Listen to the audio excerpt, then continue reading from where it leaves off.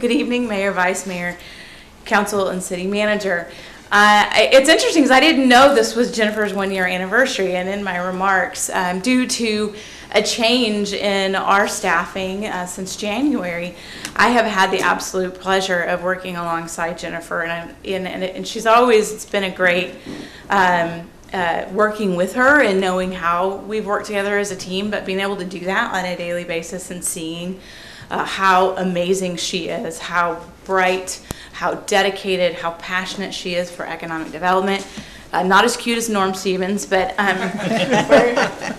do miss, but the TED team is in incredible hands. And in the past few months, how we've all worked together seamlessly between our two organizations, I just get excited about what we're doing. I don't have a cute video to show about children, but if you could pull my slide up, that would be great. I want to give a brief update about our innovation district. As Jennifer says, things are changing quickly. We actually had our first committee in quite a while because there was a few things that had been in,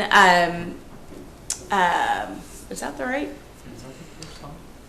Oh, there's a lot of, there we go. Here we go. So there's the raw land. You saw that 90 acres that was been fully closed and purchased by the city of Broken Arrow for us to look at. That 38 acres is being held by the property owner to develop as they see fit. That hope, the partnership will be that it will be complementary to the innovation district.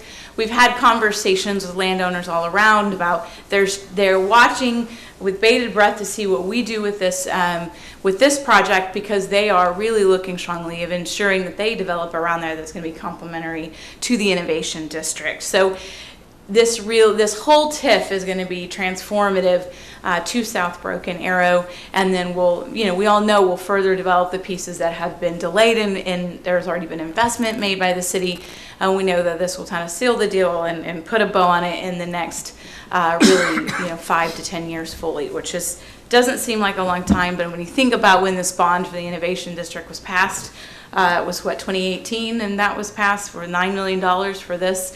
So we've come a long ways, and we still have a long way to go. So to give you a quick summary where we're at right now, a part of what we do with the Broken Arrow Economic Development Corporation, I'm going to circle back with you and talk more deep with you each individually about our strategic plan that we've launched in order to increase the private investment, because we're passionate about matching that private and that public investment into the Broken Arrow Economic Development Corporation. Our strategic priorities have been identified in these top 5, which innovation district development is a key part of that for the BADC, driving the leading the spear on that. Diving deeper into that is our what we said is kind of our mission statement of developing Broken Arrow not only in the innovation district but identifying key other areas moving forward with city. Is what are some other opportunities for development beyond Creek 51, beyond innovation district? Because as I've said many times to y'all before in private, there is opportunities to develop. We just need to make sure we create the opportunity to develop, if that makes sense. And so our goal for the innovation district is to ensure that the innovation district is shovel ready by 2026. There's a lot of things to go in, but we want to make sure that we do it right. We will probably be there a lot sooner than that, but I like to set a goal we can meet. So as part of this, as I've mentioned before last time I addressed council, is that we did win a top grant, which was a targeted opportunity grant from the Department of Commerce funded by the EDA. Has 2 key main objectives: community site assessment and phase 2 leveraged gap assessment. So this is $24,000. We will get an assessment by a consultant. I'm going to circle back to that a little bit, but we were different than everybody else who won it. So 28 communities won this. We are the only community that looks like the way we do for what we wanted. The other ones were industrial parks that they were going to come in and have a site selector, which is site selectors are the companies that we work with in order to attract the businesses. So they come in looking with the lens of the businesses who we want to attract.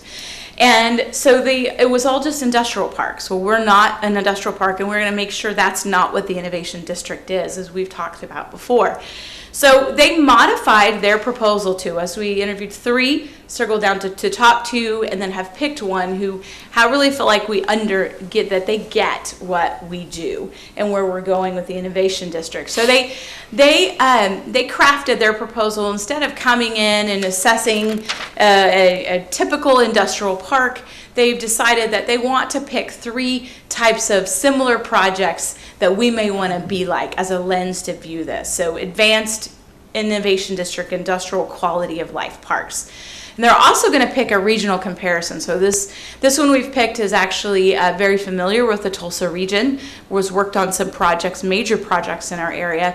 And so they're going to also assess us from the lens of the regional, of one of maybe not a competitor, but someone, I mean, they're not going to put us up against Pryor. They're going to look at us against some other developments that would be similar.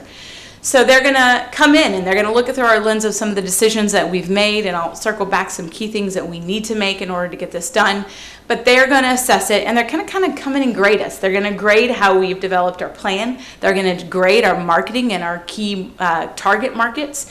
And they're going to come back to us. They're going to do a workforce analysis, putting up us against some of our competitors, so to speak, operating cost analysis, and high-level site analysis. And they're going to conduct the site visit.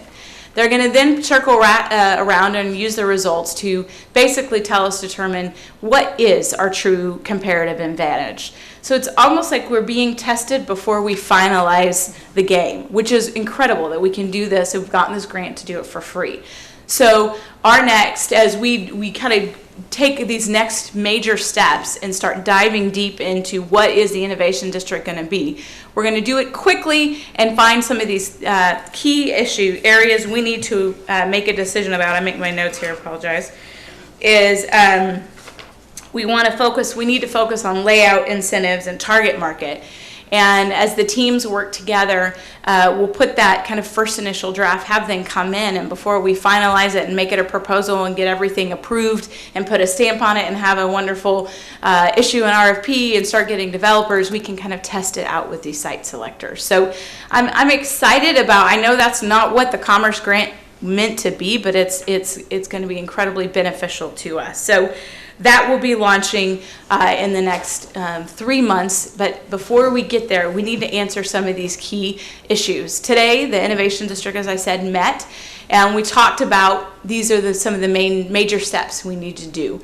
We need to identify key targets in our what type of developments we need. We spent a lot of time on this. It's really important that out of the gate, we define what is the end-all goal of this? Is it 1,000 jobs? Is it 1,000 primary jobs average wage? Because we need to make sure that we stay and accomplish that target. Because as we talked about in the committee today, you don't want the shiny object or the retailer that comes and tries to sell you because they see land and they see opportunity. We lose the focus of what the Innovation District is. And if we don't define what we want that to be in the beginning, then we'll be led by the next shiny object or the best offer. And so as I kind of made a joke, we end up with a Topgolf in 90 acres, which is not going to create primary jobs. Now Topgolf somewhere else is wonderful, we can do that. But we need to make sure that we don't do that. So these are some of the things that we're going to be outlining in the next 3 months. The committee voted today to basically create a committee structure where we dive deep with staff, partners, both the city and then key experts in these different areas, and we created 5 key committees, 6, I can't count. Layout and design, incentives, target industries, attraction and marketing, workforce and education, entrepreneurship and innovation district programming and administration. Now you'll see that hits some of those things outlined in there. It's not a slide because that was decided today at 2 o'clock. So we'll be launching those committees this month. We'll have a ton of city staff involvement, EDC staff involvement, EDC board staff involvement. I will let you guys know of that. So if you know any people that would be really great to be involved in this process and those different committees, please let us know. We'd love to have them engaged. So There's some answers we're going to, the committee's going to craft is what does that governance structure look like? What is the process that we need to have to, how do we decide who is in that innovation district? What are the incentives that the city council would approve so that we can have conversations to make sure that we're within the bounds of what city council governance wants? And so you're going to have us coming back quite often and doing these presentations and asking these questions for your approval. And the committees, basically the structure will be with the committee. The subcommittee will then present to the governance innovation district committee that the EDC board oversees and makes recommendations to the council. Ultimately, this is the council's property and this is the city's property. We're just working as partners to help be good stewards of it and make it be what the vision of the council is. So that's kind of a summary of where we're at. There's a ton to do. There'll be a lot of groundwork and definition in the next 6 months. 2026 will probably be moving dirt a lot sooner than that. But there's even some staff decisions the EDC needs to make and how can we help best support this. But this is just the beginning. I'll take any questions. Any questions? This little picture it's up there on the slide. Is there a way we can get it like where I could see it up close? What is there? Yes, absolutely. What my caveat would be, I don't want you to see it because it's not been decided by anyone. So this was, it's the one I thought it was, should I put it on there because it's a teaser. It was it was led with Larry and Half and Associates put that together when we were doing a presentation to the landowners. So we're trying to basically show the vision because that land really wasn't ever on the market. So we kind of had to sell it to them to get them to sell it. And so this does represent, what this kind of tells that story is you see different types of components of the sort, there is retail in that, there's manufacturing, there's Class A office space in that picture, there's housing in that picture, there's little pocket parks in that picture, there's trails. So that in essence does capture what we're wanting to do with the innovation district.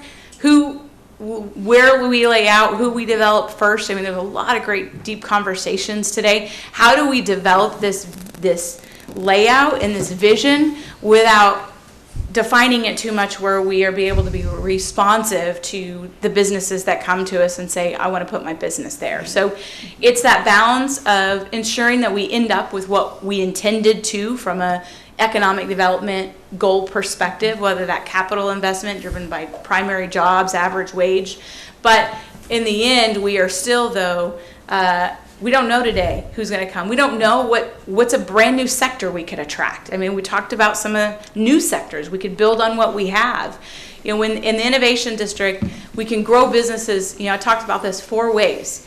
We can grow it through entrepreneurship and building our own. It could be some businesses are expanding, manufacturers existing that need more room and they're busting at the seams and they want to be in the innovation district.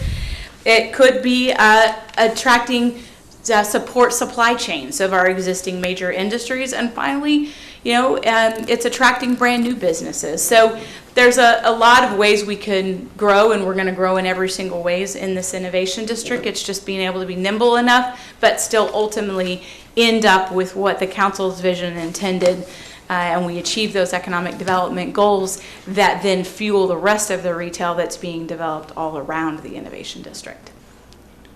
Let me color up just a couple things for the authority. We had a great meeting today. Jennifer did an amazing job of kind of making a topic that on this initiative very complicated, really very simple. And as I see it after thinking about it earlier today after the meeting is we're going to be running parallel tracks. And the involvement of the council here is on several different fronts. Obviously, EDC is spearheading this event on behalf of the city council and the administration. They're going to need your approval, for example, the final layouts that you just talked about. So there's going to be discussions with the council regarding the final layouts. And then obviously there's going to be the attraction. With attraction comes the need for potentially for incentives. So therefore the council is going to have to provide guidance to the administration and the EDC on what those incentives are. And then there's going to be subcommittees that are going to be made up of staff and EDC members on these various areas that there may need guidance from the council. So besides updates, there's going to be involvement in specific areas So as Jennifer and her team move this forward to where we know what the infrastructure is going to look like, what the governance of the entity is going to be, the attractions, council is going to have input all along the way, then ultimately going to have to come back to the city with regard to planning and zoning, and eventually if there's any economic development agreements.